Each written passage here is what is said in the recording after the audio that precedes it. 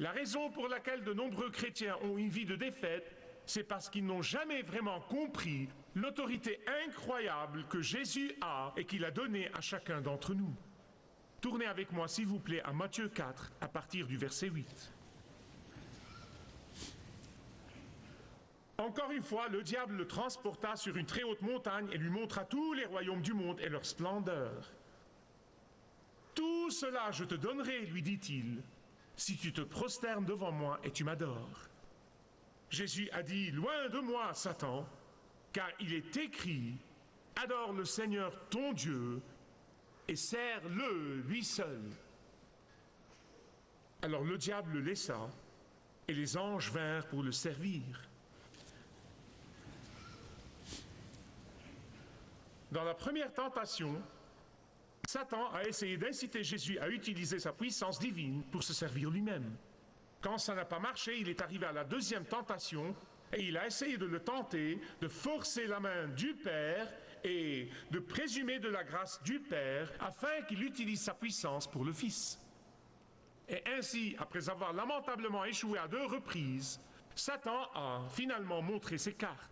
Laissez-moi vous dire quelque chose. Résistez-lui assez longtemps et il va montrer ses cartes.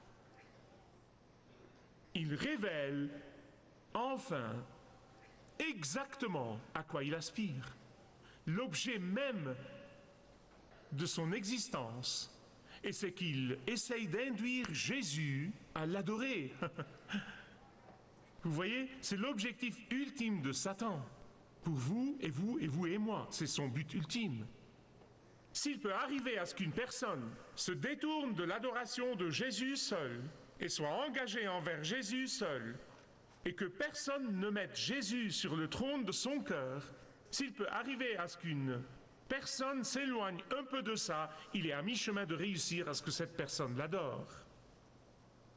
Si ces faux prédicateurs et ces faux enseignants qui font la une des journaux ces jours-ci réussissent à convaincre les gens que Jésus est un des chemins et non pas le chemin, alors Satan est à mi-chemin d'arriver à ce que ces personnes l'adorent. Il est à mi-chemin.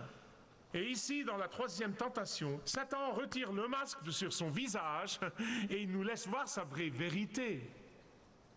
Dans toute tentation, de toutes sortes, il a un but ultime. Il va essayer d'arrondir les angles, il va essayer toutes les autres choses, il connaît vos talons d'Achille et il arrive et il commence à vous harceler à l'endroit même où vous avez des faiblesses, mais le but ultime est qu'il veut être adoré. Rappelez-vous, c'était la chose même qui l'a amené à être expulsé des cieux.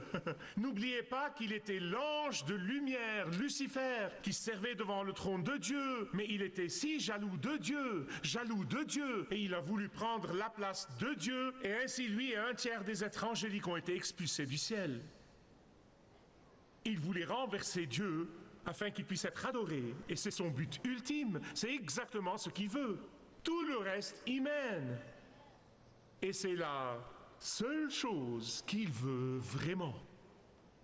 Comment a eu lieu cette 3e tentation? Eh bien, quand la Bible parle de haute montagne, l'idée est que, surnaturellement, ils étaient dans un endroit où ils pouvaient voir l'ensemble de la planète Terre. Ils pouvaient voir l'Égypte avec tous ses trésors. Ils pouvaient voir Rome avec toutes ses forces. Ils pouvaient voir Athènes avec tous ses monuments, il pouvait voir Corinthe avec sa magnificence, il pouvait voir la ville royale de David avec toute sa gloire. Et écoutez ce que Satan lui a dit, il a dit, Jésus, je peux te donner tout cela maintenant. Vous voyez, maintenant est le mot-clé. Je vais vous dire un secret à propos de Satan. Maintenant, c'est son mot-clé. Je vais te les donner maintenant. Maintenant.